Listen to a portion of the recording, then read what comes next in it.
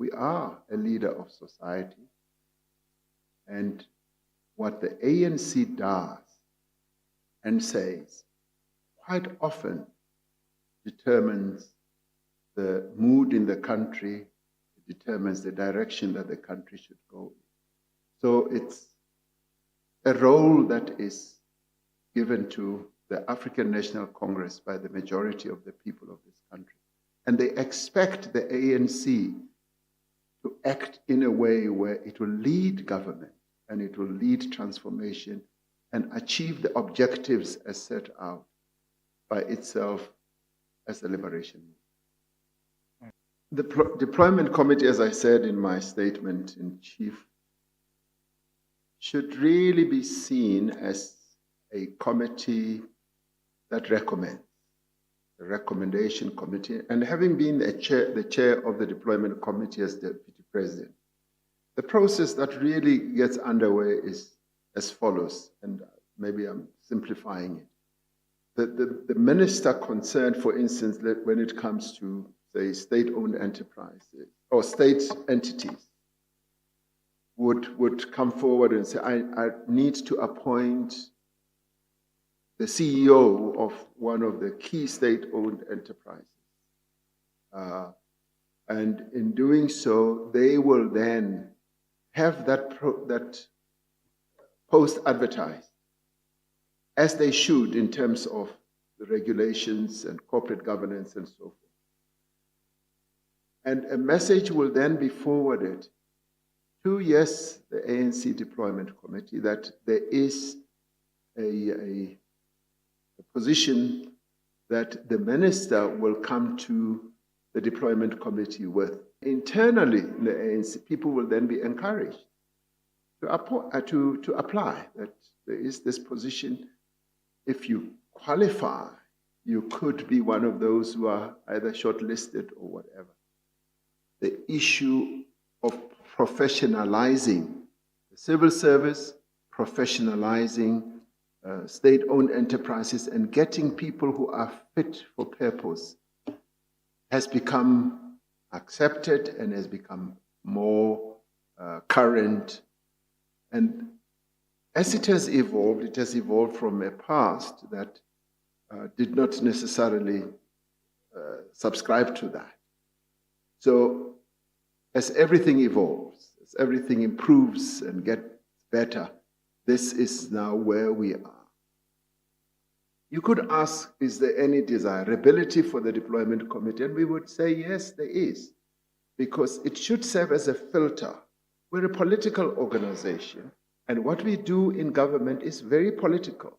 So you do need that political filter, but it should also not be a political filter that will go ahead and appoint people who are not fit for purpose. The deployment committee does not get involved in the appointment of ministers to cabinet. That is left to the president. But the president does consult his immediate colleagues, which are the officials of the ANC. But in the end, in terms of the governance system we have, it is the decision of the president and the president alone. So the deployment committee does not get involved in that. When it comes to the entire civil service, that has to be read to mean the top leadership of the civil service. Because it could never, it's not possible for the deployment committee to involve itself in the appointment of secretaries or directors and so forth. But it does, however, get involved in the appointment of directors general. What I can say is that there was massive system failure. And some of it could have happened inadvertently, where certain people were put in certain positions to advance certain agendas. As you are investigating now about the capture of some of those entities.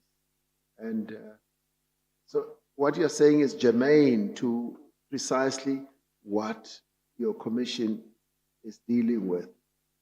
And some of it was so hidden, so masked that you just could not see that a certain individual was there to advance a particular agenda.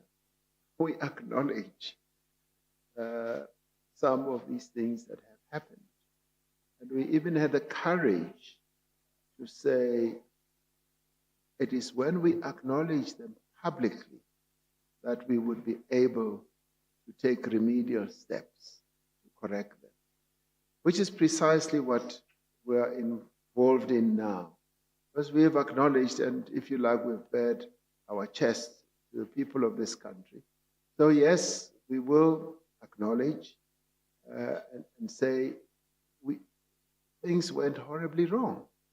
You see, in the party circles, ANC circles, it just fuels and promotes factionalism because people then get to know that so-and-so is ill qualified for this position, but they've been appointed. Why were they appointed? And then people start looking behind the reasons why they were appointed, and it then becomes evident that they were actually appointed to advance certain agendas, and that then mutates into the formation of factions and groupings that in the end become pitted against each other.